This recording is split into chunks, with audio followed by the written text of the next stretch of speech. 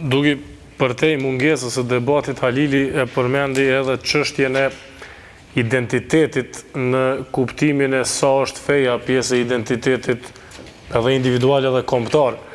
Dhe sipas asaj që u tha, ka një konflikt për shkak se përderisa shumica e ka një fe që identifikohet me lindjen kulturalisht, identifikohemi me perëndimin, mirë po dhe kjo punë mund debatohet gjatë.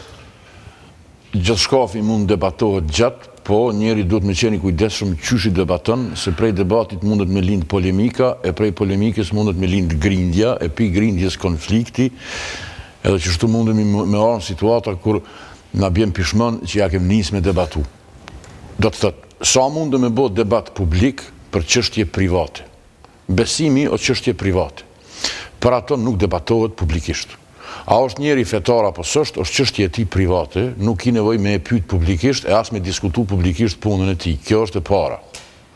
Nëse dojmë diskutu fet, e unë nuk pretendoj që jam njohës i feve, unë më mi vështru vetëm si pjesë të, si dimensione të ndërtimit të një dinamike shoqnore, me qenë se ato janë botë vështrime. Fet janë botë vështrime. Është mënyrë që shti e sheh dynjan. Edhe në kontekstin e identitetit kombëtar, është e vërtet që shqiptarët kanë problem pak më të madh se popujt përreth. Me qenë se tek popujt përreth, koncepti i kombit është etno-religios. Pra, kombet që neve na rrethojnë, të shumtën janë kombe të ndërtuara rreth ides fetare, ose historikisht feja ka qenë bartëse e vetdijes kombëtare. Për shembull, nuk mundesh me qenë serb pa qenë edhe ortodoks. Nuk mundesh me qenë macedon, slav pa qenë ortodoks. Nuk mundesh me qenë grek pa qenë ortodoks. Nuk mundesh me qenë kroat pa qenë katolik. Nuk mundesh me qenë bosnjak pa qenë musliman. Madje nuk mundesh me qenë as malazez pa qenë ortodoks. Veç shqiptar mundesh me qenë edhe si i krishten, edhe si musliman. Edhe ajo për neve historikisht ka qenë problem me qenë se mobilizimi etnik nuk është zhvillu shpesh në duke e fut në funksion religionin kushtimisht thonë kombëtar, ose religionin diku shtetnor. Edhe mobilizimi janë kombëtar ka qenë gjithmonë reaktiv. Shumë rrallë ka qenë, ose ndoshta kur, proaktiv. Nacionalizmi shqiptar gjithmonë ka qenë reaktiv për faktin që ka qenë dashur të mbrohesh edhe frika jote prej shfarosjes edhe ndërhyrjeve, kështu që momenti i lirisë, diçka që na se kemi përjetu për një kohë shumë gjatë, e ka prodhu mundësinë e një farë proaktiviteti identitar në shoqni. Edhe me qenë se na nuk jemi mësu, atë po du më këthy në që bisedova ma herët, në momentin që na e fitum mundësin me e shprej lirshëm vetë vetën, na fillu me vrejt që ndryshe prej popujve tjerë, të na ekzistojnë dallime matë mëdha edhe matë theksume, kulturore edhe identitare brenda trupit kombëtar. Edhe me qenë se ishim të papërvoj, edhe unë e mendoj ende jemi, na fillu njëni tjetrin shpesh herë me e rëndu pa nevojë, ty e minimizu, ose ty e anashkalu një, themi, një qasje caktume, ose një dimension caktum identitar që e ka dikush. Për shembull, viteve të 90-ta, me qenë se kemi qenë politikisht naiv, mendojshim që ndërlidhja e rezistencës kombëtare me idenë e kishës katolike do t'jetë e suksesshme në sensibilizimin e çështjes tonë në nivel ndërkombëtar.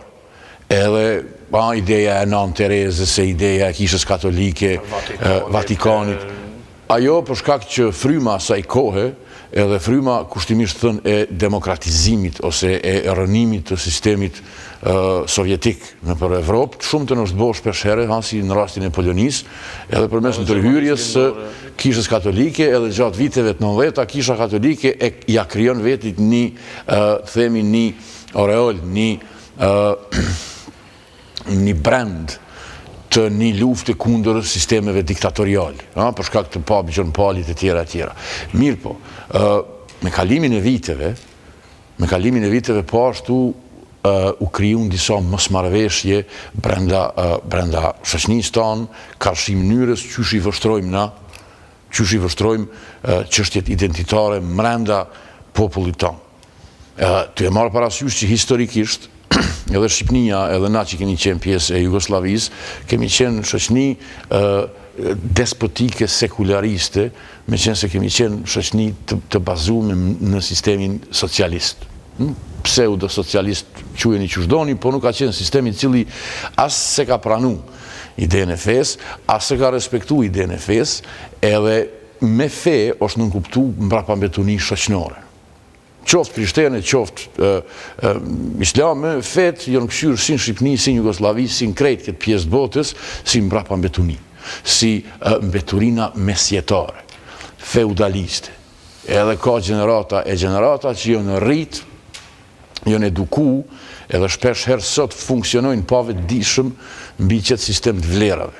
Edhe shpesh herë ti ishe njerëzit që automatikisht reagojnë karshi rriteve fetare si diçka që është primitive dhe mbrapa mbetur. Edhe ti e sheh që mbeturinat e asaj forme të funksionimit shoqënor e ndembesin të njerëzit. Do të thotë, na jemi pak më të ndryshëm se popuj tjerë për rreth, me qenë se kemi dallime më të mëdha brenda dhe duhet me ditë një menaxhu.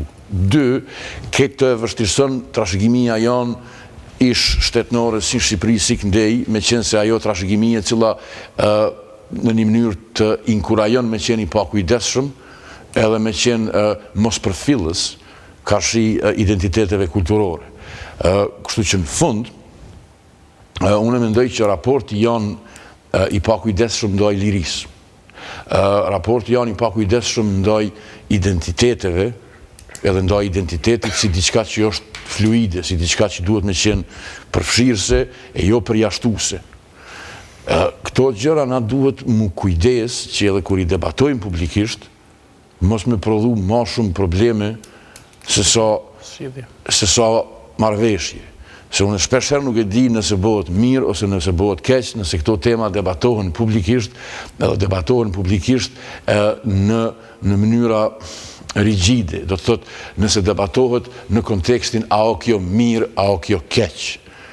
Me qenë se nuk mendoj që këto çështje mund të hynë në grumbullin e qasjeve ose e fakteve shoqënore të sa duhet mi definu a janë të mira apo a janë të këqija. Këto janë dimensione kulturore, njerëzit e zhvillojnë besimin e vetë edhe e zhvillojnë jetën e vetë ashtu që shdojnë.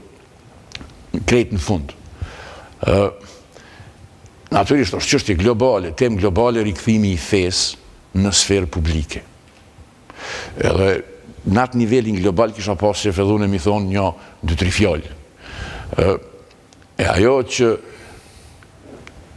unë që shoh fenë është një angazhim për me ndërtu jetën shoqënore. Detyra feve historikisht ka qenë ndërtimi i jetës shoqënore, me bo rend në shoqëni, edhe me kriju një farë kuptimi. Edhe unë mendoj që mes tjerash, sistemet ekzistuese, liberale, neoliberale, sistemet kapitaliste, shpesher din me anë situata të humbjes së një solidariteti brenda shoqënor. Sa herët që brenda një shoqënie, për shkak të raporteve socio-ekonomike, qëshdush, politike, sa herët që fillon mu humbë solidariteti, sa herët që njerëzit fillojnë mu ashpërsu brenda një shoqënie, për arsye çfarë dëshme. Fetë ose konceptet fetare shpesher rikthehen si përpjekje njerëzve me e rimendu veten, jo vetëm si individ të vetmum, po si pjesë të një shoqënie solidare. Kështu që shpesh herë kthimi i fesë në shoqëni gjithmonë duhet mu marrë si indikacion i ekzistimit ose i mungesës së solidaritetit edhe i ndjenjes së komunitetit brenda asaj shoqënie.